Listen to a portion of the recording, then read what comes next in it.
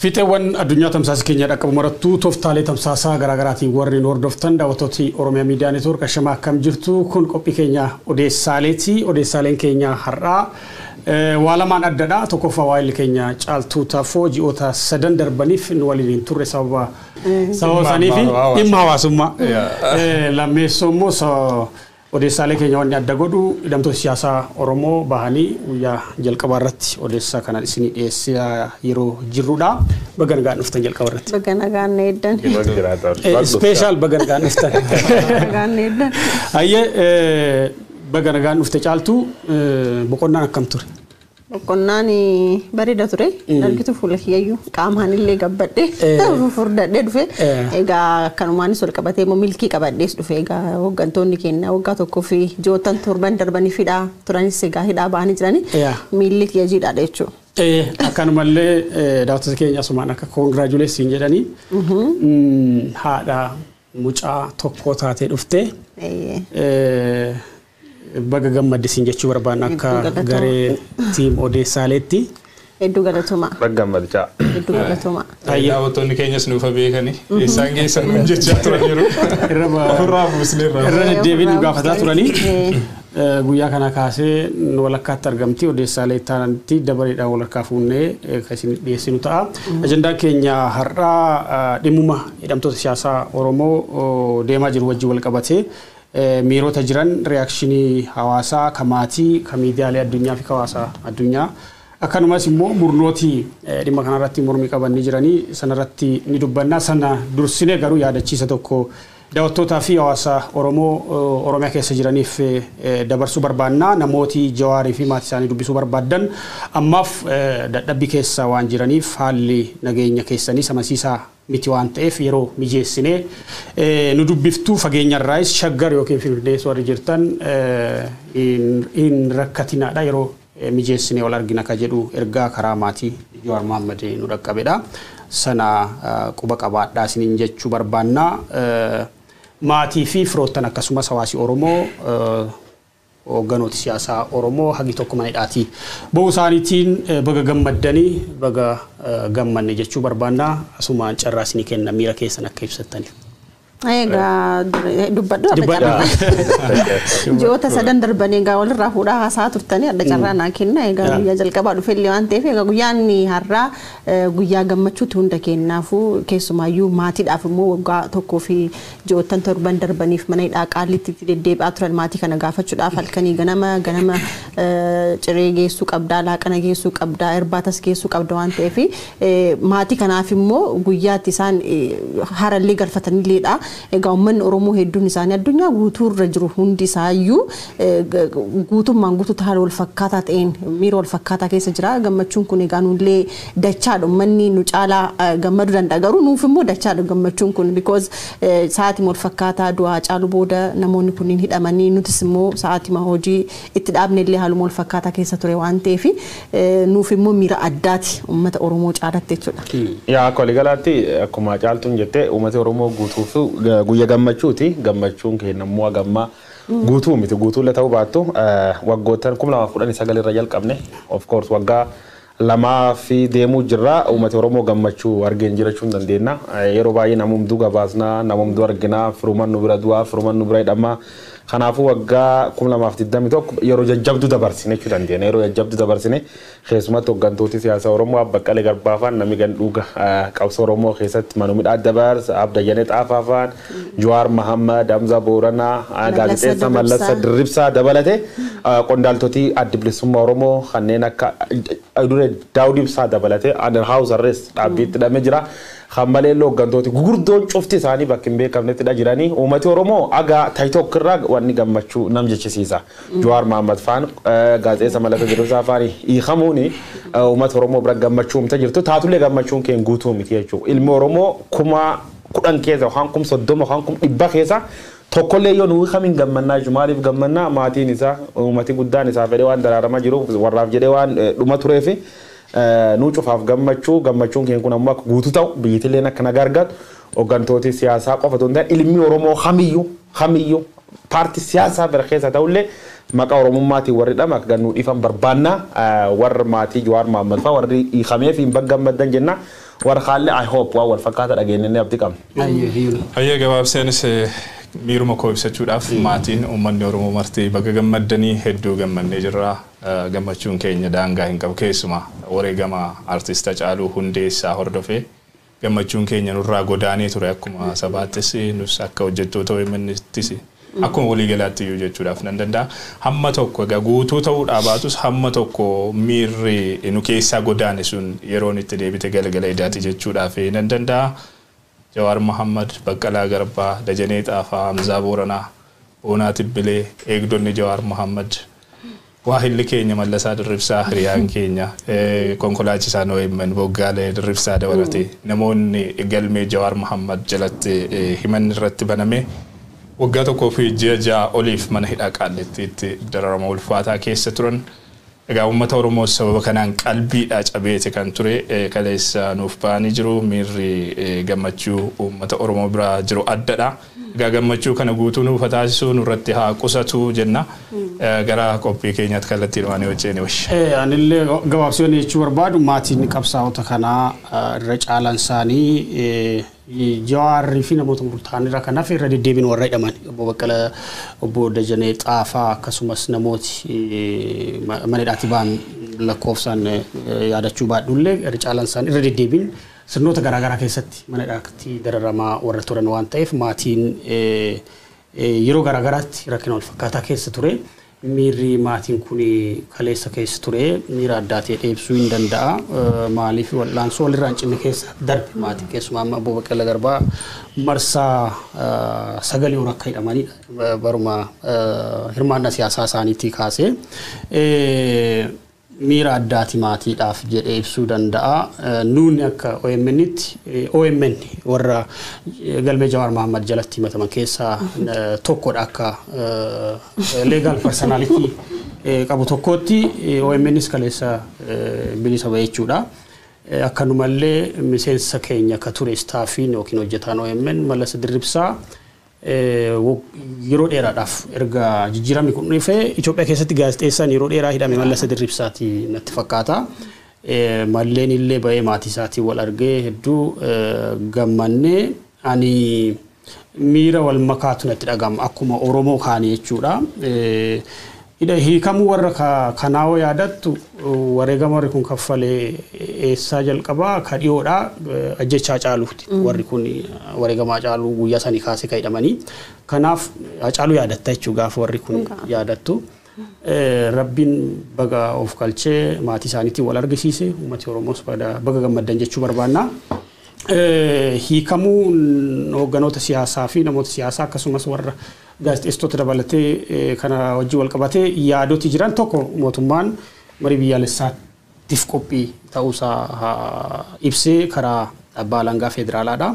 Karaa biraatiin immoo dogoggorootii teeknikaa jechoota itti fayyadaman irratti rakkoon ni jira. Warri miidiyaalee jajjabaallee misgaayid godhan jiru pardan yookiin amnestiidha dhiifamaa fi of galtii waan jedhamu jira. Garuu adeemsa seeraa keessatti haalli warri kun mana hidhaatiitti ba'an jechoota kanaan lamaanuu ibsamuu hin danda'u kan jedhudha. Obbo Ibsaa Gammadaa abukaatoo hidhamtoota siyaasaa dubbiseen ture. Abbaan alangaa yeroo barbaadetti murteessee mana murtiitiif dabarsee yeroo barbaadan akka gadhiisuu hin danda'a. Garuu waaqayyoonaa wanni abukaatoo bira ga'ellee hin jiru. Warra himataman kanneen karaa xalaatiin karaa beeksisaatiin wanni bira ga'ees hin jiru kan jedhudha. Adeemsa seeraa kanarratti wanti dubbattan yoo jiraate guyyeessa. Caaltu ati irra dubbadhi yookaan dura caaltu manna? Egaa adeemsa seeraa kana gaafa laaltu gaafuma jalqabaarraa namoonni kunniin maaliif hidhamanii iyyuu jettee gaafa laaltu balleessaan tokkollee waggaa tokkoo fi ji'oottan torban yookaan mo'achoollee ta'uu danda'a. Sababbiin itti hidhamanillee biyya seera qabu osoo ta'eeti namni tokko sa'aatii 48 keessatti mana murtii dhiyaachuu qaba jedhamee gaafuma sanirraayyuu kaatu namoonni kunniin hanga yoonaa waggaa kana guutuu jechuudha. Daa'imni tokko dhalatee anu kun obee bucaa godhadhe raasii galee ji'a sadii kan tokko keessa jechuudha. Daa'imni tokko guddatee waggaa tokko jechuun waan guddaadha. Kana keessatti umurii isaanii guutuu achi keessa dabarsuun isaanii seerri soo jiraate kuniyyuu hin ta'u. Abbaan murtiillee mana murtiillee wanti kaastu wanta seeraatiin wal qabatee wanti as biratti kaasuunillee hin jira dheeyyaadha. Because sababni itti hidhamaniyyuu maali duraan dursee balleessaan isaan balleessanoo maali inni gaafa jettee of gaafattu wanti tokkollee wanti deebii argatellee hin jiru wanti jedhamellee hin jiru hidhaman bahani masaa'ii dhageenya. Ragaan illee irratti wanti tokkollee hin jiru jechuudha. Kanaafuu as biratti waan seeraa gama seeraatiin jiru ammallee wanti abdii irraa horannee gama waan abbaa alanqaatiin wanti eeggamullee waan akkasii waan jiru natti fakkaatu. Yaa gama seeraa qofaa miti wanni namni ijoollee sana argee ani ijoollee sana hedduusi qaamaan fuul beeka. Wanni guddoon na gammachiise hedduusi ijoollee garaami baay'ee ijoolleen hidhamtama baattuun cufti. Ijoollee jajjabduu qabsoo Oromoon waggaa 4 wayyaanee waliin gootu keessatti addi dureen hirmaachaa turte. Ijoollee jajjabduu qeerroo qindeessaa turte jechuudha. Ijoollee sun ammoo keessa beeka fo'anii tambisanillee ijoollee jajjabduu akkasiiti jechuudha. Yeroo ambisanillee amma gaafa Jawaar Mohaammed faan qabanii hidhamanii gaafas miidiyaalee Itoophiyaa waan isaan haasaan qabadhamee xiqqoo duuba deebi'a.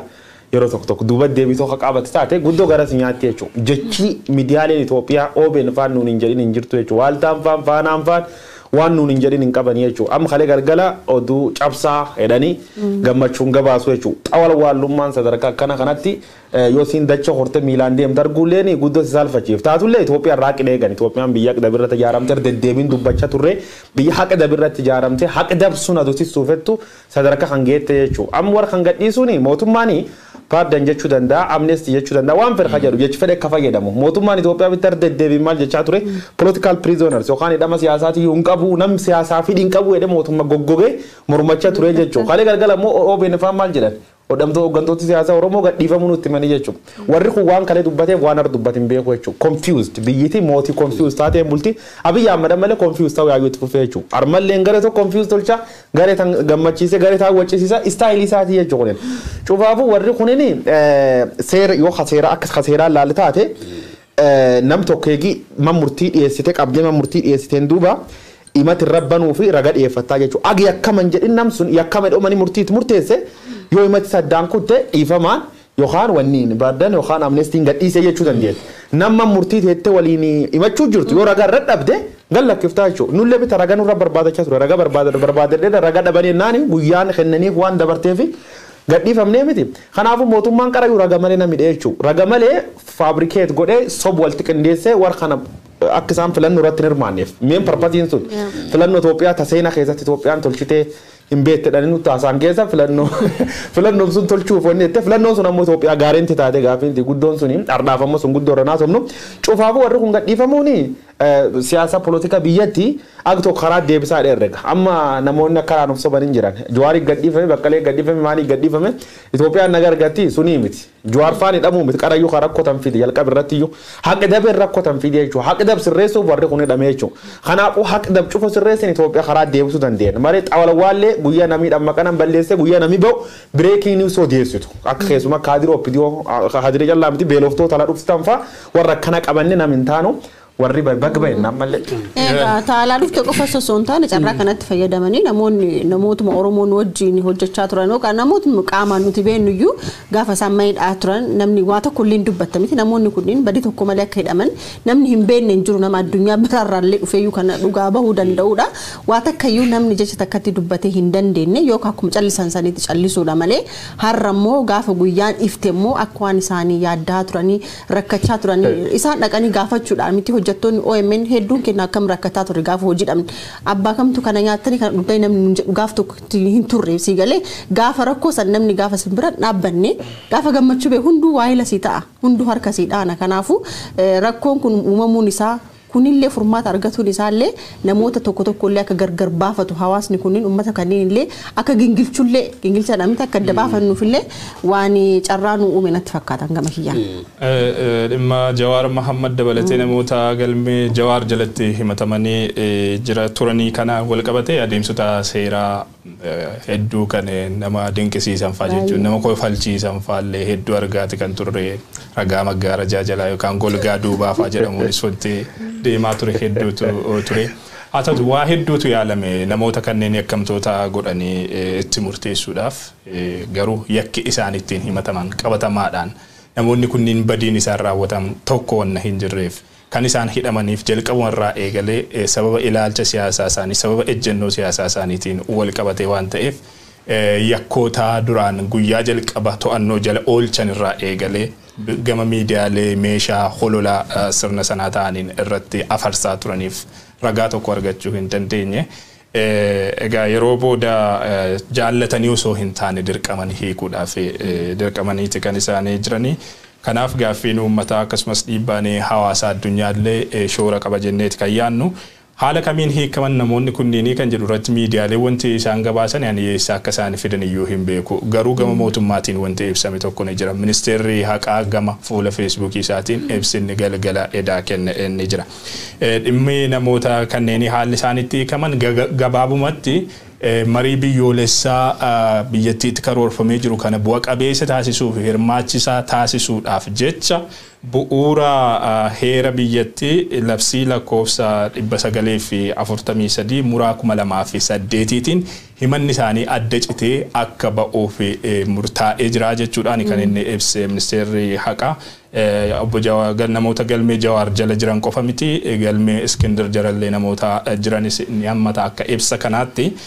Kana malees galmee Dr. Dabratsiyoon Gabra Mikaa'el faa jalatti namoota himatamanii umuriin isaanii akkasumas haalli fayyummaa isaanii mana hidhaa turuudhaaf hin ayyamne namoonni Abboo Sibaat yookaan Sibaat Naggaafaa dabalatee akka hiikaman murtaa'u ibsa kanarraas darbee waan miidiyaaleen mootummaa kaleessa ibsaa turan irraas argineeti kan jiru. Egaa Jawaar Mohammad faa himanni isaanii adda citeeti kan inni yookaan irraa ka'eeti kan isaanii hidhaadhaa ba'an malee dhiifama gaafatanii yookaan mirata of kaltiin godhamee wanta akkasiisa kana miti manni kana hubachuu qaba.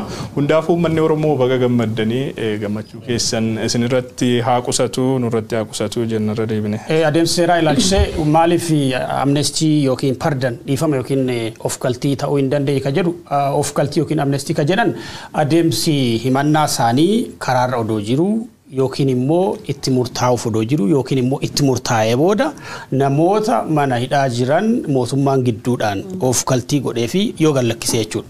Dhiifama jechuun immoo namoota itti murtaa'ee jiru bara isaanii guutuu bara irratti murtaa'e yookiin immoo bara sana keessaa haga ta'e dhiifama godhee fi gallakkisuu jechuudha. Galmeen Jawaarfaan irratti himataman ilaalchisee adeemsa seeraa haga yoona abbootiin seeraa fi abukaatowwan jedhanii akka hubadhetti karaan warri kun mootummaan itti gadhiise haga yoonaa lamaanuu hin ibsu. Tokkoffaa qajeelfamni yookiin murtoo kana ilaalchisee hidhamtoota siyaasaas ta'e abukaatowwan isaanii kan gahe hin jiru. Haga yoonaa mana sirreessaa tarii xalayaan ga'uu danda'a ka jedhu. Wanni taa'imaanni kaleessa waaree booda abbaa alangaa keessaa qondaalli olaanaa mootummaa obbo Fiqaaduu Tsaggaayee jedhaman mana hidhaa Qaallitti deemuudhaan hidhamtoota kanneen waamanii akka baatan mootummaa murteessee jira. Kana booda baa gara maatii keessanii jedhee itti dubbachuu isaa yaadattanii kaleessa karaa miidiyaa hawaasaa wanni tirend gochaa tures kanumadha atakaaroon turellee yaadattu akkasumatti baa deema ka jedhullee waan akkasii dhaqaa turre. Walumaa galatti mootummaan ka jedhu ayyaana waggaa Kirismasii yookiin ayyaana qilleessa eeffachuudhaan hidhamtoota siyaasaa kanneen mana hidhaatii akka ba'an adeemsi seeraa isaanis addaan citee akka ba'an kan murteessineef marii fi araara biyyaalessaa itti jirruuf haala mijeessuu fi hirmaachisaa gochuudhaaf ka jedhudha. Ibsi abbaa alangaa kana keessattis wanni kun ka'ee jira. Itoophiyaan warra kana hidhuu iseetiin maal fayyadamteedha amma gaafii guddaan. Ayyaabri Itoophiyaan maal fayyadamtee waan jettuu fi Itoophiyaan waan fayyadamtu tokko illee hin qabdu jechuudha. Itoophiyaan waan isin fayyadamtu siin jiraatte wal dhabdee sadarkaa kanaan nu gahe waraana nu seensis biyyattii wal qooddee waraan wagga tokkoliif sadarkaa kan ittiin dhaqqabneen fayyadamti jechuu dandeenya jechuudha. Kaan ammoo ilmaan namaa kumaatamaan mana hidhaatti gurtee kaan baaftee jeeftee sadarkaa wal dhabbii sadarkaa jibbiinsa hama sadarkaa hammaan tan kee jirru nu geetti malee warra kan hidhuurra wanni fayyadamti hin jirtu jechuudha. Haani yeroo tokko abbaan alangaa jedhaniin kun waajjira abbaan alangaa kunini ujiin isa guddaan sila uummataaf abbaan alangaa jechuun inni fighting for the people ummataaf lola beetta fakkeenyaaf shoror keessa dhinam tokko himatu ummat miidhuu fi yoonni sila bombi dhukaas namni suniin ummata ganana rajjeesu dandee ummata bakka beetti hin dubbataa jechuu Itoophiyaa kee waan akkana hin jirtu ani waan akka ragaatti hin dubbadda keessa abbootiin alangaa Itoophiyaa mootummaa bakka buutee loobeesi gooti jechuu eber irra raga nuu bayi nayyuu waan narra qabaa ture ammaan tan Jawaarfaan dhugirraa sa'u dandeetti waan akkana sii goona raga eber irra nuu bayi magaarra yuduub dhaabattaa maan sii kenninaa edanii qumaari akkana wartabatu jechuu warrumtuun tammoo gad ba'ee warri aangoon qabu humni hin qabu jechuun ajaj gubbarra dhufam Abiyyi Ahmad irrii bahee warra kan gallakkisaa bakka akkasidhaa barreessaadhaniini barreessit malee wanni isin harka qabdu waan tokko illee hin jirtu jechuudha. Sila abbaan allangaa independent inni uumataaf bakka bu'ee faayi tolcha warra yoo ragarra qabaat yoo dhugumaa warri kun shororke Jawaar Mohammad Faan himata gamitti rabbanam OMN bitta inciting conflict namoota waliin hadhee waliin balleessa Jawaar Faan reeffa caaluu dhowwatanii kun bitta yakka gurdaa gangammoo lafa kaanii warri qulqulluu kanaafuu ammaan achi national reconciliation godhu yaa drama siyaasaan Itoophiyaa kunini gaarreni kaab Itoophiyaa kan fakkaata gaarreen amaarmaan itti giraakee jiran kun up and down beeta sansalata amma akkanum bakka siyaasaan Itoophiyaa isteeppii lamdura deemti isteeppii 10 duuba deebiti waggaa 27 dabre wayyaaneen isteeppii lamdura nu deemsiftee Abifaan ammoo isteeppii 20 duuba nu deebiftee jirti warri ba'uun gammachuu ani baay'eetti gammadee jira taafte san irra dubbachuu dandeettanii waan qeerroo waan maanii ani hojii dabalata tokko waan harka qabuu fi waaliteen caaltuu waan jirtuu fi caaltuuf carraa kennee baqadha wal jettan.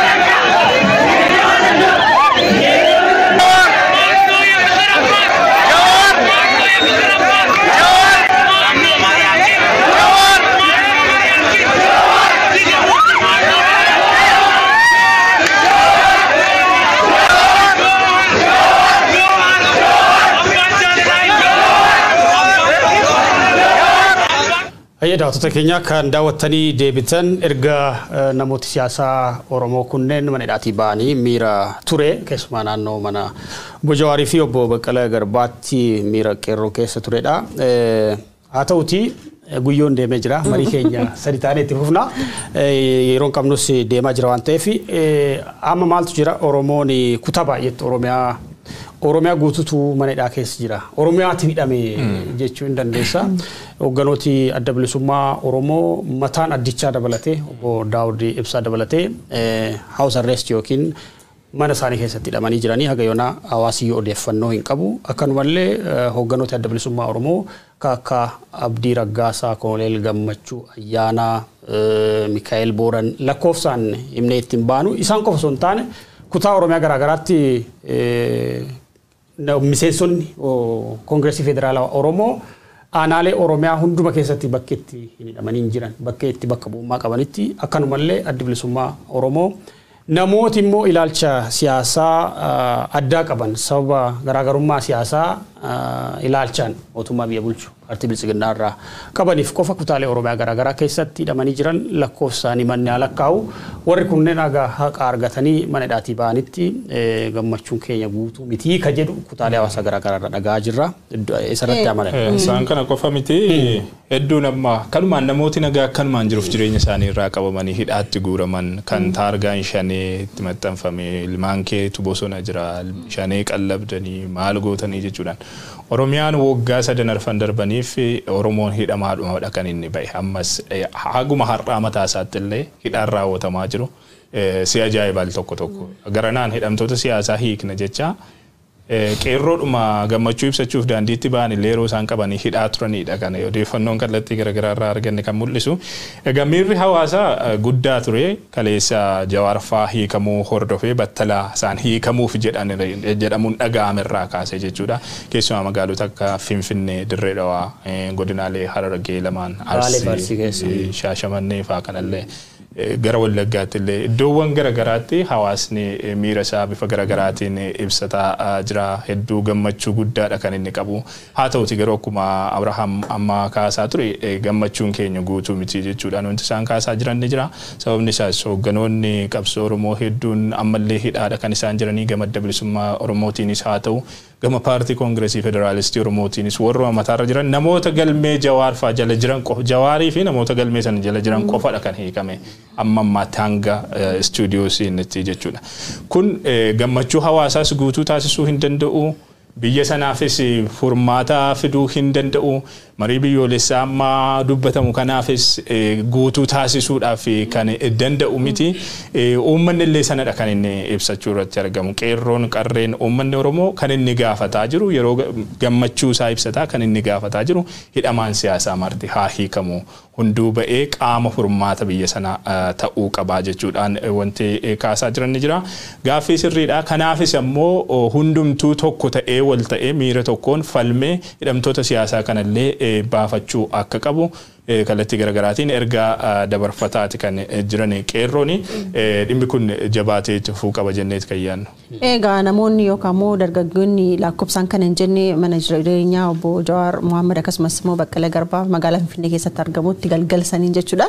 Egaa yaa'anii gamasitti deemanii miira isaanii waan itti dhagahamee dhageessaa turanii kana malees immoo hooggantoota kanneenii eegumsi jabaan isaan hin barbaachisa jechuudhaan isaaniif ta'uu qabna isaan bira dhaabbachuu qabna jechuudhaan asii hin deemnu jedhanii galgala san guutuu achuma turanii har'a ganamaadha. Egaa eegdonni Jawaar ergaa Jawaar irraa fuudhanii uummanni kunniin bakka dhufetti deechuu akka qabuu fi namoonni immoo isaan miidhuu barbaadan isinuma keessa dhokatanii nu miidhuu danda'u isinillee miidhuu danda'an waan ta'eef yeroo muraasaaf jechuudha haga nutis tasgabboofnuuf ammas dadhabbiirra turre waan ta'eef yeroo nu kennaati gara qe'ee keessaniitti deebi'aa jedhaniiti jiran. Egaa dargaggoonni kunniinis gaafii kanas immoo caqasuudhaan namoonni hedduun isaanii battaluma sanii jechuudha iddoo turanii iddoo itti dhufanitti deebi'aa turanii kan isin dhibu immoo namoonni tokko tokko boo'ichaanillee gammachuu isaanii kan mul'ifataa turan keessumaayyuu biyyatti galgala ture naannoo biyya biraa immoo addunyaa biraatti immoo laftillee sa'aatiin isaallee wal bira hin turre gaafuma hirribaa kaatee waan kan argitu gammachuu ibsachuullee dadhabde yeroo tokko addunyaan waan maaltu uumameellee si galamti miira addaa keessa galtee namoonni hedduun isaanii laayivii seenuudhaan boohaati turanii miirri isaa adda ture. Miira bara 2018 sanaa wal fakkaata. Kaleessa Jawaar fa'aa hidhamuudhaan wal qabatee haalli ture. Na yaadadhaan yeroo sana biyya keessa hin turre gammachuun hundumtee Oromoon guutuu addunyaa irratti qabdu yeroo Profeesar Mararaa Guddinaa fa'aa hiikaman Baqqalaa Garbaa fa'aa hiikaman Adaamaa fa'aa itti simannaa ture fa'aa yaadannaa gara Buraayyuu fa'aa itti simannaa ture fa'aa hin yaadannaa.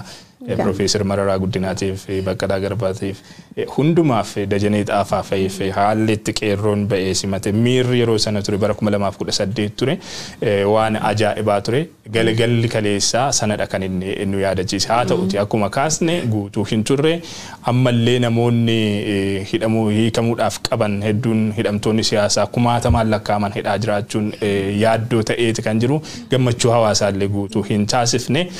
Dhimmi kun fala kan argatu taanaan gaaffii uummataa keessaa tokko deebii argatee jechuu dandeenya. Haa ta'uti sun immoo galma qabsoos miti. Hidhamtoonni siyaasaa hiikamuun gaaffii uummata Oromoo keessaa tokkodha garuu galma qabsoo miti. Qabsoo uummanni Oromoo itti aanee geggeessuu yookaan itti fufiinsaan geggeessuuf karaa kan cirudha jenneeti kan abdannu. Sababni isaas amma hiika guddaadha kan qabu Jawaar fa'aa hiikamuun miira hawaasaarraallee wanti ilaaltu sanadha. Jawaar fa'aa hidhamuudhaan wal qabatee uummanni Oromoo burjaajii hagamii keessatti akka inni kufe nama mataa walitti qabu dhabee ammam gaaga'ama ulfaataa akka inni kaffale argaati kan turre waggaa lamaan darbaniif jechuudha. Kaleessumarraa eegalee immoo hiikamuun namoota kanneenii Oromoo miira tokkoon akka dhaabbatu akka walitti dhufee gammachuu walii qooddatu gadda waliis yookaan yaaddoo walii gaaffii waloodhaan akka dhageessifatullee wanti inni taasisanii jira. Kaleessa galgalarraa eegalee miirri jiru sun bara 2018 sana waan nama yaadachiiftudha jechuudha barbaade. Bara 2018 taateewwan uummati keenya akka kanatti itti mirqaanee bahee sirbe keessaa tokko hiikamuu akka Profeesar Mararaa Obbo Baqqalaa fi hidhamtoota siyaasaa Oromoo yeroo sana mana keessa turaniiti. Kan biraa immoo Abiy Ahmed mataan isaa gaafa Prime Minister ta'u gaafa durataa adda Dimokiraataa Warraaqsa Uummata Itoophiyaa EPRDF ta'u miira akkasitti kutaa Oromiyaa cufa keessatti qawwee dhukaa bule beekte guyyaa sana yaadadhe aniyyuu maalii fi warri kun kayidhaman wareegama Hacaaluu hordofeeti guyyaa Hacaaluun wareegame kaasee uummati Oromoo qalbiinsaa bakka duritti hin deebine kaleessa qalbiisaatti ka deebi'ee yaaduu danda'a akkuma uummataatti aniyyuu miirri nagaa miirri gammachuu kanatti dhaga'amu jalqabe guyyaa kaleessa guyyaa jalqabaati erga wareegama Hacaaluuti as mootummaan waan kana guutuu gochuudhaaf yoo dhugumatti commitment yookiin kutannoo marii biyyaalessaa araara biyyaalessaa jedhamu kaase all inclusive yookiin reconciliation hunda hammataa gochuu kan danda'u reconciliation yookiin araara hunduu keessatti hirmaachuu danda'anii fi qaamoleen biyya san keessatti dantaa uummata isaaniif dhaabbatan hawaasi isaan duuba jiru mileenaan duuba isaanii hiriiree jiru jedhamu hunduu hirmaachuu danda'u.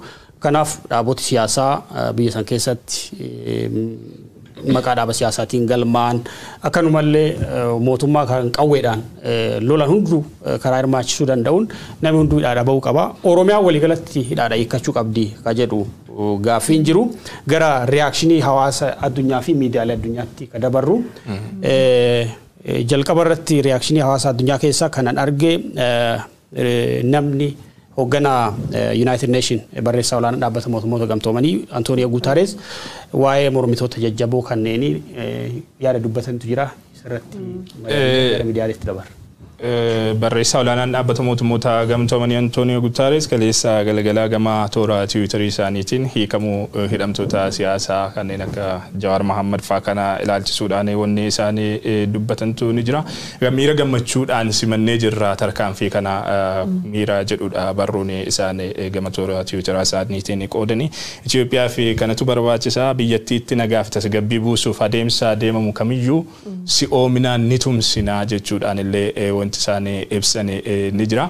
Egaa dhaabbata guddaa akka addunyaatti jira jedhamu dhaabbata mootummoota gamtoomanii irraati ergaan kun kan inni darbe. Dhiibbaan hawaasa addunyaa tureera hidhamtoonni siyaasaa kunneen illee akka isaan hiikamaniif ammam yeroo baay'ee ifatti ba'ee mul'achuudha baatus gama United Statesiin gama Jeffrey Feltman fa'iin dhiibbaan taasifamaa ture salphaa miti.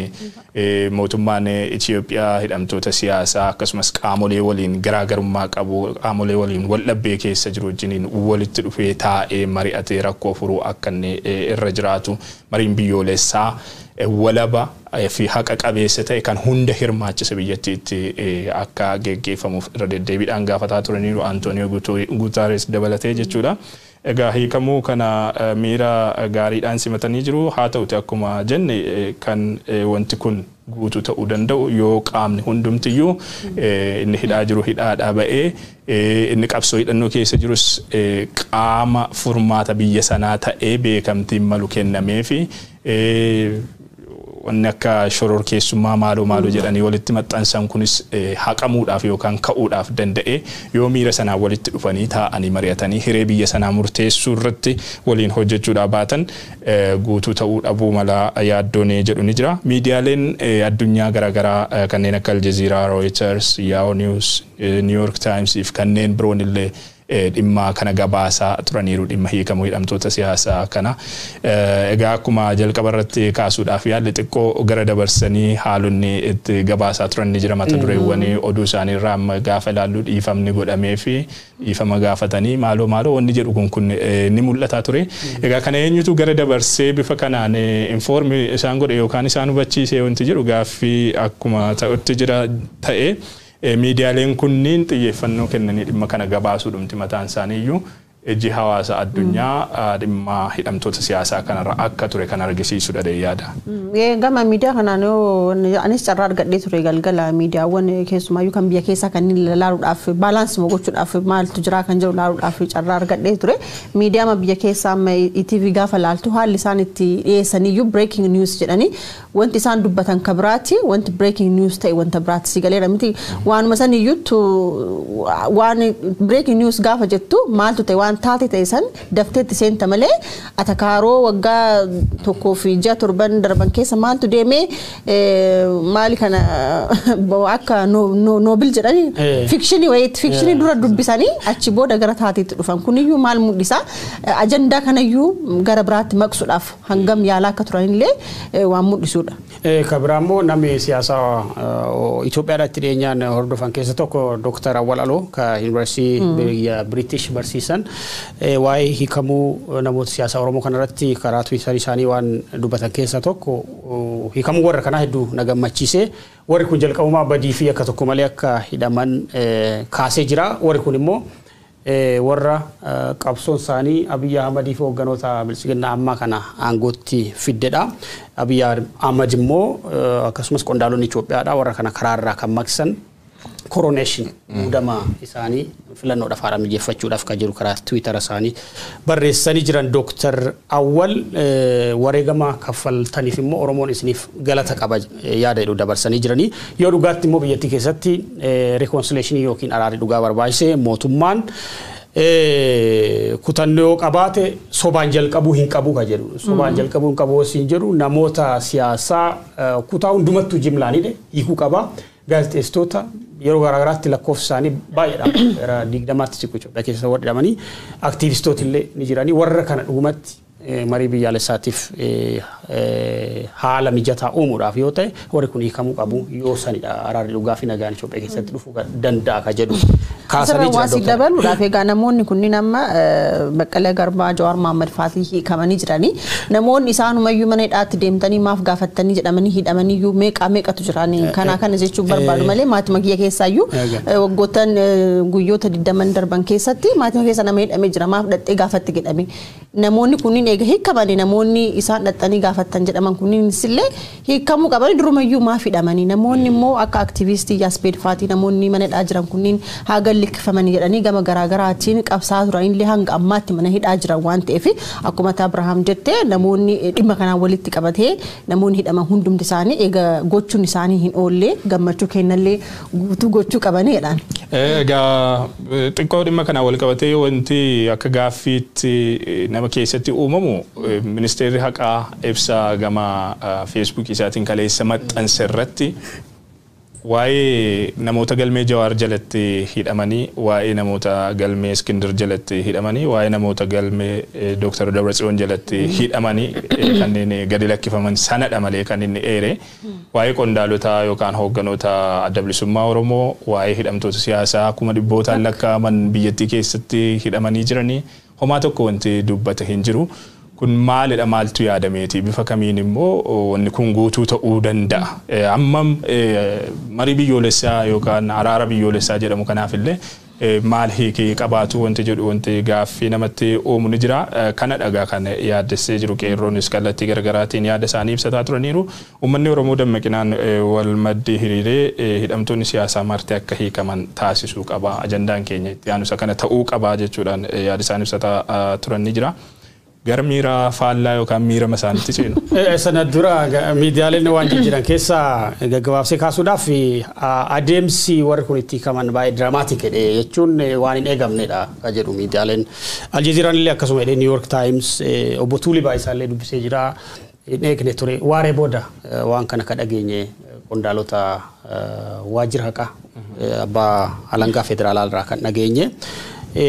Mootummaan Itoophiyaa immoo ayyaana waggaa qilleessa wabeeffachuudhaan furmaata fuullaa biyyaatiif nagaa fi araara waadaa galuu isaanii himanii egaa waa'ee Itoophiyaa yoo ka'u waa'ee waraana kaaba Itoophiyaa wal cinaa kaasaa warri addunyaa kuni humnoonni kaabaa mootummaa Itoophiyaatiin wal waraanaa jiran mariif qophii ta'uu ni himu haal duree qabaatanillee hin jedha garuu immoo waraanni dhufee jira ergaa dheengadda Abiy Ahmad dabarsee yaadattu ayyaanicha ilaalchisee araaraa fi nagaan biyya keenyaaf hin barbaachisaa jiru.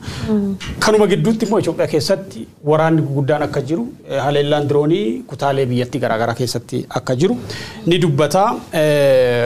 Abiyyi waraana akka dhaabu warri lixaa fi keessumaa hoogganooti Awurooppaadhaa dhiibbaa gochaa akka jiran hin kaasa. New York Times dippiloomaatonni lama immoo akkanatti manitti jedha. Tibbana Abiy Ahmadii fi Jawaar mari'atanii akka turan hidhaatii akkamitti akka ba'uu danda'anii fi dhimmoota biraa irratti haasaan dippiloomaatota lamarraa dhagayeeti jira. Sana hordofanii haayikanii haadhiisanii garuu wanni beekamu hin jiru ka jedhudha. Murni masaanuu immoo keessumaa qondaalonni TPLF hiikamuu wajjin wal qabatee mormi guddaa kaasaa jiranii keessumaa garee nafxanyaa jechuudha. Hiikamuu Jawaar Mohammad faa hordofee egaa keessumaa qe'ee warra gammachuu uummata Oromoo arguu hin barbaanne yookaan qe'ee warra tokkummaa uummata Oromoo ija diinoomfatanii yookaan ija diimeffatanii ilaalaniitti boo'icha uumeeti kan inni jiru. Abiy Ahmediin abaaruu eegalaniiru kaleessuma galagalarraa eegalee Abiy Ahmed nu ganeera duubaan nu waraane jechuudhaan illee wanti isaanii ibsaa turanii ni jira. Egaa hanga mormiif wal kakaasuutti illee gahaniiru namoonni kunniin hidhaatii hiikamuun hidhamtoota siyaasaa Oromoo haganaa isaan aarsuuni waan baay'ee nama gaddisiisudha akkan ilaalutti. Wanni nama gaddisiisu jarri kun waan darberraallee waan baratanii hin fakkaatan. Jawaar Mohammad faa hidhamuu isaaniitiin Itoophiyaan maal dhabdee waan jedhu sammuu ittiin ilaalan yookaan sammuu ittiin yaadan sammuu ittiin madaalan waan qabannatti hin fakkaatanii. Jaarolleen sunniin hidhamuu isaaniitiin Itoophiyaan maal argata warra TPLF umurii isaaniillee gaafa argitu argitaniirtanii miti hedduun isaanii jaarollee nama umuriin isaaniillee deemeedha. Hidhamuu isaaniitiin illee hiikamuu isaaniitiin illee Itoophiyaan maal fayyadamti? Wanti fayyadamtullee hin jiru akkanumaan jibbiinsuma qabaniif malee. Hiikamuu isaaniitiin baay'ee fayyadamuu dandeessi yaadaan biyyi sun biyyattii bifa kanaan gara hin taanetti oofuu irraa kan garaagarummaa yaadaa waliin qabdu yookaan garaagarummaa adeemsaa waliin qabdu qabdee hidhaatti naquuni biyyattii miidhuu yookaan biyyattii diigumsatti oofuu biyyattii balaatti oofuu irraan kan hafe homaa tokko bu'aan inni biyya sanaaf hin buusne akka inni hin jirre waggoota 3 darbanitti waggoota 2 darbanitti argineeti kan jiru. Egaa jarri kun jara xiqqoo sammuun isaanii doomaadha jettee akka yaaddullee si taasisu biyyi kun wal waraansatti seenuu isheetiin dura rakkoo gaaga'ama ulfaataa yeroo ammaa keessa jirtutti seenuu isheetiin dura Jawaar Mohammad faa yeroo ala turan yaadi isaan dhiheessaa turan maalidha? Biyya kana ni fayyadaa adeemsi deemamaa jiru kun gama hundumaatiin miirri mul'atu kun biyya kana ni fayyadaa garamitti immoo deemamaa adeemsonni kun itti fufan jechuudhaan yeroo garagaraatti Jawaar Mohammad xiinxalli kennaa ture. Kallattiin inni argisiisaa ture dursee hubatee hubannoon inni hawaasa biyyattiitiif qaamuma aangoo irra jiruuf yookaan qaamolee wal dhabbee keessa jiraniif illee wanti inni akeekaa ture ni jira. Wanti sun fudhatama dhabee ija diinummaatiin ilaalamanii isaaniyyuu hidhaatti bu'uun biyyattii hin gaaga'e malee biyyattiidhaaf bu'aan inni buuse hin jiru. Gama siyaasa Oromootiin illee Jawaar Mohammad jedhu Baqqalaa Garbaa jedhu namoonni amma hidhaa jiran kun gama adda bilisummaa Oromootiinis rakkoon mooraa qabsoo Oromoo keessa jirtu akka furamtu uummanni Oromoo akka wal dhaga'u qabsaa'onni Oromoo akka wal dhaga'an waloodhaan hojjechuun akka danda'amu wal qabatanii fuulduratti tarkaanfachuun akka danda'amu argisiisuudhaaf hedduu deeman hedduu sitti ceephaaman hedduu sitti qeeqaman gatii guddaatti kaffalaniiru namoonni kunneen siyaasa Oromoo illee walitti qabuudhaaf jechuudha. Haa ta'uti hojiin isaan hojjetan dhamaatiin isaanii hundumtuu jabadiitiin ilaalamee jarri kun hidhamanii mooraa qabsoo Oromoo keessatti waan mudate akka Oromootti arginee jirra. Biyyattiin maalitti akka deemte maal keessa akka isheen buute immoo haala qabatamaa biyyattiidhaan olitti ragaan hin jiru. Kun akka baasuu hin dandeenye kan hubate mootummaan Itoophiyaa haalli qabatamaa biyyattiis isa dirqisiisee gaaffiin uummataas dhiibbaan hawaasa addunyaas isa dirqisiisee hiikeeti kan jiru. Hiikamuu isaanii sila murni masaanuu kuni gammachuudhaan simatee haalatti waloodhaan biyyattii itti fufsiisuun danda'amu irratti waliin hojjechuuf of qopheessuun osoo irra jiraatu hanga mormiidhaaf wal waamuuf wal kakaasuutti gahuunsaa xiqqoo waan nama gaddisiisu hedduu qaba. Warri kun mana hidhaatii akka ba'an hoogganoota siyaasaa akka ba'an kan murtaa'e waltajjii koree hojii raawwachiiftuu paartii Bilisiginnaa ka 7 dura taa'ame irratti akka ta'e odeeffannoo hin qabna. Haa ta'uti amma warri murtoo kana mormaa jiran caasaa mootummaa keessa warra jiran amma screenshot jiituun isinitti agarsiifte keessa amma obbo Girmaa Seefuu hin jira. Girmaa Seefuu komishinii investimentii magaalaa Finfinneeti. Sibaatiin mifataa ka'oona jedha hoogganaa TPLF sibaatii kataanaa jedhee dhaadachuusaa. Kan biraa immoo gorsaa ministeera muummee kan ta'e obbo Indargaachoo Tsiggee yakkamtoota wayyaanee baasuun qoosaadha gantummaadha nama aarsaa jedhee frustrate godhee barreesse. Warri kun waan mootummaa keessatti ta'aa ture akkamiin quba qabaatini. Mootummaa keessa integriitii hin jiraay. Kunillee caasaa mootummaa haa ta'uutii baatu garuu deeggartoota paartii bilisiginnaa keessaa. Itoophiyaa jaalatamtoota uummata Itoophiyaadha. Turtiyaa gayoonaa waliin turree jedha. Taayee galatoomaa. Jechuun Itoophiyaa gadhiisee bahu Itoophiyaan inni barbaadu kan akkamii akka taate ifa ta'uu baatullee trendiin kun gaarii miti biyya sanaatiif. Adeemsi amma warri kun itti jiran kun Itoophiyaa hin diigaman Itoophiyaa ijaaruu hin danda'u. Seenaadhuma duubaa duuboo siyaasa Itoophiyaa olaaltu yeroo garaagaraatti kan laalaa turre murtoo mootummaan yookiin qaami tokko dabarsuun qaami tokko yoo gammadu qaami biraa immoo murni biraa immoo hin gadda Itoophiyaa keessatti waan akkasii. Qaami tokko gaddu immoo qaamni biraa hin gammada. Kuni leegasii siyaasa Itoophiyaa keessatti dhufedha. Numa faana waan dhufedha. Kuni adeemsa politikaa baay'ee backward baay'ee adeemsa politikaa duubattafaa adeemsa siyaasaa doofummaa ka fruitii yookiin firii tokko hin qabnedha. Adeemsa siyaasaa kana keessa akka itti baanu yeroo fudhatu mala garuu adeemsi kun Itoophiyaa hin baasu murnoota biyya sana bulchanis hin baasu mootummaan garee tan dhaggeeffatu dhiisuu danda'u qaban jedhan. Egaa araara gaafa jedhamu ka waraanillee ka waraanamillee walii dhiisaniitiin gara fuulduraatti jiru gaarii waan gaarii waliin jiraachuudhaaf egaa araara kan jedhamu asiin dura yaadattan taanaan marii biyyaalessaatiif qabxiiwwan barbaachisu jedhanii namoonni guyyaa har'aa mormaa turan kunniin yeroo baay'ee yeroo garaagaraa marii yeroo taasisaniin argina miti gaafa Itoophiyaan diigamuuf taate Itoophiyaan akka hin diigamneef maal gochuu qabna jedhanii namootumti sirna nafxanyaa leellisan qofti walitti dhufanii yeroo baay'ee waltajjii garaagaraa qopheessanii gaafa waliin marataa turanii argita. Har'a garuu immoo maaf mufatan araara kana fiduudhaaf hooggantoonni Oromoo hanga ammaa badii tokko malee maneedhaa keessa turan dhufuun qabanii dhuguma immoo TPLF waggoota 27 darban keessatti badii kana jedhamne balleessanii jiran araara jedhame warra kana dabalachuun qabu araara jedhame warra hanga ammaatti maneedhaatti hafanuu hin dabalatu sigala wanti yoo laaltu kama isaan jedhan qofti haala isaan jedhanii akkaataa isaan barbaadan qofaan gaafa deeme sirriidha malee wanta ati barbaaddu kaamu ilaalchi nama biraatti dabalama taanaan yakka akka waan ta'etti dubbatamaa yookaan immoo yakka akka waan ta'etti himatanii dubbatanillee amma wanta sidhibu diasporaan miliyoona tokko gara biyyaatti akka galamu egaa murtaa'ee namoonni hedduun isaanii gara biyyaatti deebi'aa turanii namni wannaa isaa kaansel gochuu jalqabellee hin jira maal jechuudha. Sigalee ammuma tana gammachuun haganummaa gaafa duraan gammadan yookaan immoo waan kana murteessanii gara biyyaatti deemanuu hangam murteeffataniiti akkuma qilleensaa yoo wanti tokko dhufu kan murtee kan kee duubatti deebitu ta'e yoo wanti tokko dhufu immoo gara fuulduraatti hin deemta taanaan namni tokko dhaabbii qabaachuu qabda waan tokko irratti dhaabbii ilaalchaanis ta'e waan hundaanuu dhaabbachuu qabda waan ta'eef egaa kunin waan guddaa irraa arginellee hangam tokkollee warra kanneen wajjinillee gara fuulduraatti deemuu dandeenya kan jedhullee irraa arginee jirra.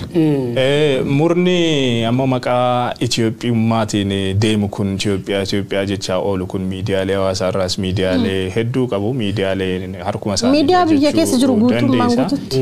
Egaa dhuguma osoo murna waa'ee biyyaa dhimmamu ta'ee sila tarkaanfii sirni abbaa hirree biyyatti yeroo ammaa fudhate kana ija gaariitiin ilaaluudhaan wantoota hawaasa biyya sanaa uummata biyya sanaa garaagarummaa gidduu uummata biyya sanaa jiru sana dhiphisanii uummata sana walitti fiduudhaan hayyoota yookaan illiitii siyaasaa kan gama Oromootiinis kan gama Amaaraatiinis gama birootiinis gama Tigreetiinis jiru wantoota walitti fiduu danda'an irratti hojjetaa ture sila qaamni maqaa Itoophiyummaa faarsu kun osoo dhuguma jaalala biyyaa qaba ta'e garuu jaalala biyyaa yookaan biyyanni faarsu sana caalaatti diinummaan Oromoo irratti qabuudhaan kan natti mul'atu ejjennoo kallattii garaagaraatiin mul'atu kanarra isaan kana faana akka lammii biyya tokkootti lakkaa'amu mataan isaa baay'ee si qaanfachiisaa tokko maalis haa ta'u hiikamuu namaatti gammaduu yoodhumallee gammaduudha baate callisuu qabda malee baatee sadarkaa kanatti miira gaddaa ibsu miira wal kakaasu maaloo aga sadarkaa boykooti duula labsuu maal kanatti deemuun kuni waan baay'ee nama qaanfachiisudha.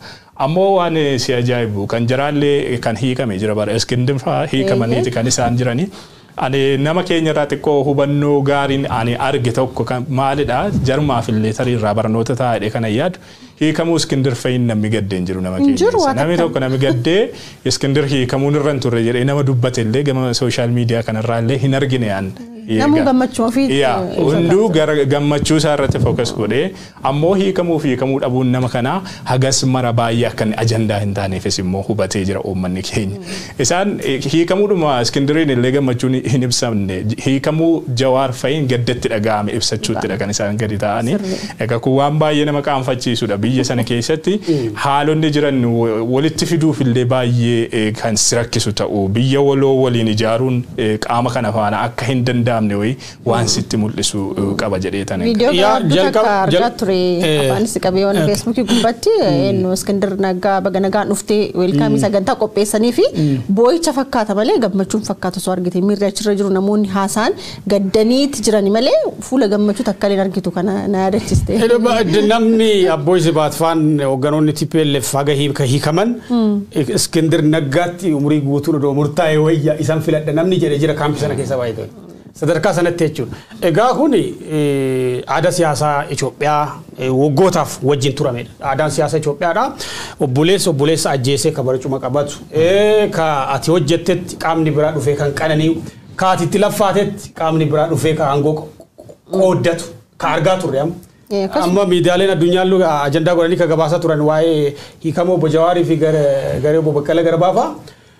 Warri kun warra Abiy Ahmad aangootti fidedha garuu waaffalli yookiin oolmaan isaanii mana hidhaa taate aaduma siyaasa Itoophiyaa ka waggootaaf jaarraa oliif baruma Oromoon cabee kaasee bara Miilikii kaasee nu waliin turedha. Amma wanni na yaaddeessu wanni guddaa na yaaddeessu gareen tuni abshaalummaa qabdi. Abshaalummaa biyya ijaaruu hin dandeenye wayii qabdi. Kanaaf gara fuulduraatti gareen tuni araara biyyaalessaa ka jedhamu kan Komishinii hundaa'aa jiruuf garee National Reconciliation yookiin araara biyyaalessaa mijeessu kanaaf qormaata ta'uu dandeessi. Madaawwan biyya san keessatti dhalatan fayyisuudhaaf garee tana wajjin dubbachuun karaa baay'ee gatii baay'ee nama kaffalchiisuu danda'a. Kanaafuu siyaasaan zero sum game jedhani kaati cabsitaa ati sin fayyadamtu inni sin fayyadamu. Dhumni isaa maal ta'a vicious circle maraamartoo siyaasaa akkasii keessa bahuu illee dandeessu biyya kana. Kanaafuu akkitti Oromoon waan dubbii kana ilaalaa jiru gaariidha. Keessumaa warri gareen hoogganooti siyaasaa garee Amaaraa hiikamuu isaaniitti Oromoon gadda tokko illee hin qabu gareen Oromoo immoo gammachuu itti dhaga'ame ibsaa jira. Kuni qaroominadha. Qaroomina qofa osoo hin taane Oromoon kufaatii namaatti saba hin gammanne akka ta'e milkii namaatti uummata gammadu akka ta'e agarsiiseeti jira. Kanaafidha baroota dheeraadhaaf siyaasaan atakaaroon siyaasaa ilaalchi siyaasaa Oromootii fi garee kaaba Itoophiyaa kana walii galchiisuu kan dandeenye rakkoo guddaan nu gidduu turellee kanuma jedhee yaada. Fuulduratti araara kanaaf gufuu ta'uu garee dandeessu jedhee hubadhaan. Egaa adeemsa itti aanutti yoo ceene wayyanatti fakkaata sa'aatiin keenyas deemaa jira waan ta'eef adeemsi itti aanu maal ta'uu qaba jechuudhaan dhimmoota garaagaraa ilaaluu qabna jedheetanii an kanan yaadu haguma hubannoo keenya haguma namoonni waliif qoodaa jiran irraa nus daawwattoota keenyaaf wanti nuti qooduu qabnu jira jedhee waan an yaaduuf. Egaa kan namni hundumtii ammattoof gaafachuun irra jiraatu dhugaadha gammachuu qabna hidhamtoonni siyaasaa kunneen hiikamuun nu gammachiisuu qaba. Sababni isaas namoota qaqqaaliidha namoota mataa uummata kanaa ta'anidha. Jawaar Mohaammed hammam siyaasa Oromoo keessatti rooliinsaa yookaan gaheensaa nama hakamii akka inni ta'e waggoonni lamaan darbe kan Jawaariin of biraa dhabne sun nutti mul'isaniiru jedhee yaada. Obbo Baqqalaan nama akkamii akka inni ta'e waggoonni lamaan yookaan sanaa olis kan yeroon itti of biraa dhabne sun nutti mul'isaniiru jedhee yaada. Gammachuu keenya ibsachuun gaariidha garuu haalota jiran madaalaa deemuun barbaachisaadha jedhee yaada. Sirbaa fi shubbisa kana hir'isuun baay'ee murteessaadha. Mirqaana hir'isuun baay'ee murteessaadha. Hidhamtoonni siyaasaa hiikamuu jalqabuun gaariidha. Qabsoon uummata Oromoo keessaa gaaffii tokko kan ta'e dhimmi hidhamtoota siyaasaa deebii argachuu jalqabuun waan tokkodha. Haa ta'uti dhimmumti kun mataan isaallee galma hin geenye akkuma sila kaasaa turre. Qabsaa'onni sabichaa hedduun kumaatamaan kan lakkaa'aman ammallee mana hidhaa jiru. Isaan kana hiiksisuu irratti fuulleffachuun barbaachisaadha jedheetanii yaadaan. Gama kan gam biraatiin galmi qabsoo uummata Oromoo maalidha? Uummanni Oromoo maalidha kan inni barbaadu? Baroota keessatti kan inni gaafataa ture gaaffileen uummata Oromoo maalidha? Hidhamtoonni siyaasaa hiikamuun qofti gaaffii Oromoo deebisuu ta'uudhaaf hin danda'u. Hidhamtoonni siyaasaa Oromoon gaaffii hiikamuun gaaffiin uummata Oromoo akka deebi'uuf toora qabsiisu kallattii qabsiisuu keessatti shoora mataasaa ni qabaata. Garuu gaaffiin uummata Oromoo marti tokko lamaan lakkaa'amee deebii argatee uummanni Oromoo biyya isaa irratti mirga abbaa biyyummaa gonfatee walabummaadhaan biyya isaa irratti mootummaa barbaade hundeeffatee yoo walabummaadhaan jiraachuu danda'e qofadha gaaffiin uummata Oromoo deebi'eera jennee kan nuti yaadnu. Sababa kanaaf uummanni Oromoo burjaajii keessa ture waggoota lamaan sadan darbaniif burjaajii keessa ture amma gara yaada tokkootti dhufee akkamiin gaaffiin koo deebi'uu qaba akkamiin gaaffii koo deebifadha akkamiin biyya koo irratti abbaa biyyaa ta'a akkamiin mootummaa na barbaachisu yookaan mootummaa fedhii koo irratti hundaa'e ijaarrachuu danda'a akkamiin biyya koo irratti walabummaadhaan jiraachuu danda'a waan jedhu irratti xiyyeeffannoo guddaan san irratti ta'uu qaba jedhee yaadan gammachuu sirba shubbisa mirqaana hir'isne gaaffii Oromoo yookaan qabsoo Oromoo akkamittiin isa waggoota lamaan sadan darbanitti becencire kana akkamittiin walitti finne tooratti deebisne hayyoota keenya amma nuuf ba'an kanas jalatti hiriirre akkamittiin fuulduratti tarkaanfachiisuu qabna wanni jedhu dhimma xiyyeeffannoo argachuu qabu dha yaadagamu.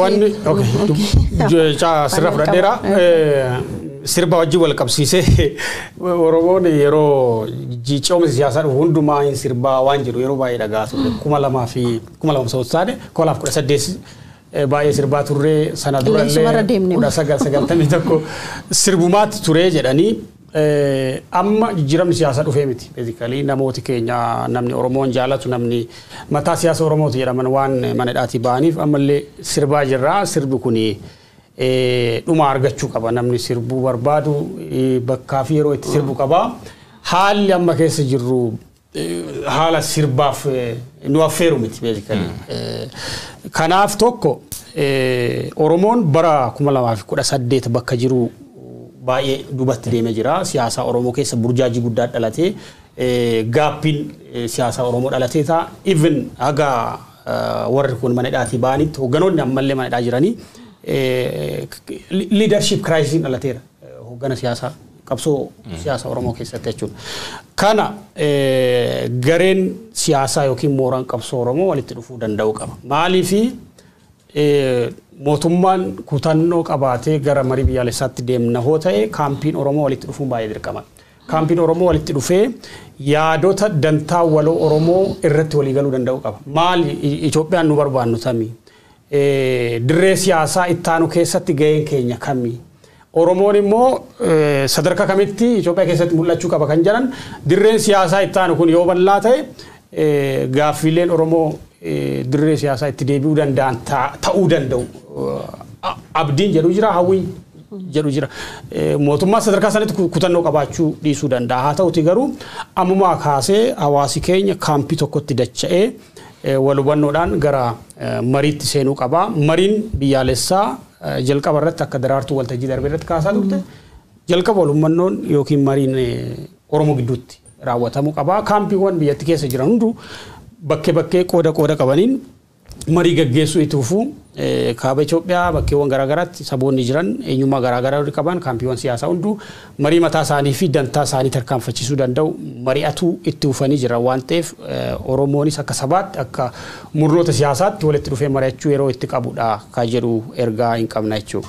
Egaa yeroon kunin yeroo warqiidha uummata Oromootii fi uummanni Oromoo balleessaa akka sabaatitti illee ta'ee shiran irratti xaxamaa tureen yeroowwan yookaan murtee ta'an yeroowwan baay'ee warqii ta'an uummata kanaaf ta'an hedduu dhabnee jirra waan ta'eef yeroo ammaa kana immoo hawaasnis ta'ee dhaabbileen siyaasaa Oromoollee ta'ee namoonni waan Oromoo na ilaallata anillee itti gaafatamummaa qabu jedhu hundumtinu yeroon kun isa darbuun qabnullee dabalatee namoonni sagantaa kanallee dhageeffataa jirta hundumti kennayyuu harka wal qabannee yeroo ammaa kana Oromoon tokko ta'uu qabaa tokko akkas ta'uu qabaa waa'ee tokkummaatu haasa'uu qabnu hanga amma waa hedduu kafallee jirra Oromummaa kennatti waan ta'eef wanti kafalee namoonni lubbuudhaan obbira dhabni kunniinis egaa waan guddaadha wanti obbira dhabne jiru waan ta'eef ta'eef waa'ee tokkummaa maal kanneen haasa'u yeroo akkasiitii miti hundu kennayyuu tokko ta'uu qabna waan gaafan waan barbaannu hundu kennayyuu awwaa tokko barbaade Abrahaam waan biraa barbaada taanaan Yihuun waan biraa barbaada taanaan yeroo tokkotti waan sadan kanneen milkeeffachuu hin dandeenyu waan ta'eef garta'ee hundumtinuu waliin mari'achuu waliin haasa'uu wal dhoksaa tokko malee wanta taa'aa jiru hawaasa wajjin ta'anii dubbachuun barbaachisaadha jedhanis.